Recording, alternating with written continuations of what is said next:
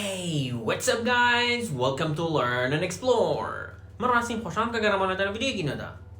لام ویدیوی دا باسی بابتکی زور گرنگه کن که اویش آمانجا لفربونی زمانه.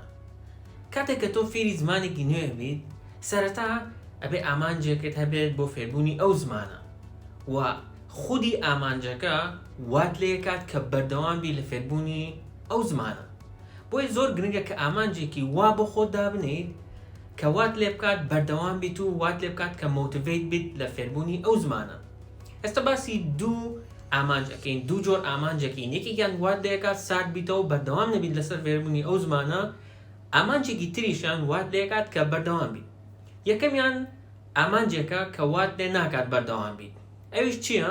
بون منا کسی قلت من امروز فری انگلیزی بم با اوی که لفیلم تبگم.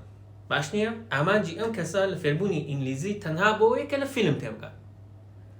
آمانجا بشوی یک نیه که وات لبکات بردوام بی. بو چی؟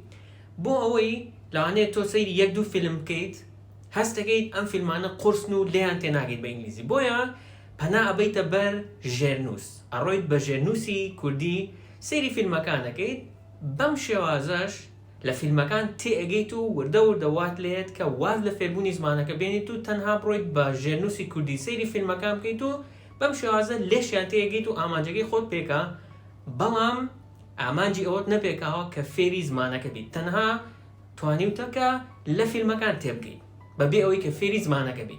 اما یکی که لو آمانجانی که وات لی ناکات بردوام بید.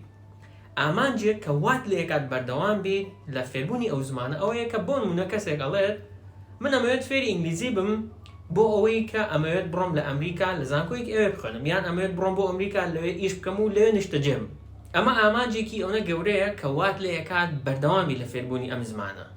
و کاته که تو خریکی فربونی او زمانه خریکی فربونی انگلیزی اکرد لرگی فیلمیشو انگلیزی کات برو پیشو بید و حتی تو سیری فیلمیش اکید لهمان کاتا انگلیزی کشت برو پیشو بید. بالام تو آمانجگت اونیه که لفیلم تبگید بلکو فیلم وکو امرازک بکاره هنید بو اوی که انگلیزی کتی تا برو پیشو بیدو لکوتایشا بتوانی انگلیزی کت اونا باش بید که بروید لزانکوی کی امریکا بخونید.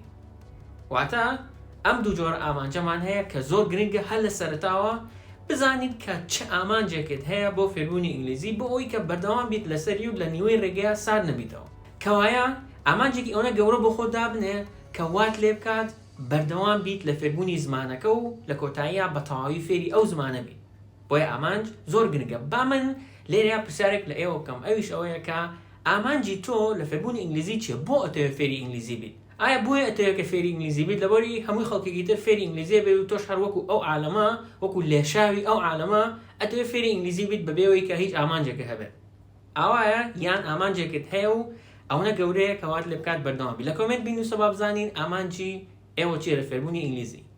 بمشي ويديو نورمان كوتاي هات اگر ویدیو کنم بدل بول لایک کنو با هراکان تانی بنرن اگر بدلیش نبود دیسلایک کنو با کسی من نمیوتاق ویدیو ده تو خاطر لگاو.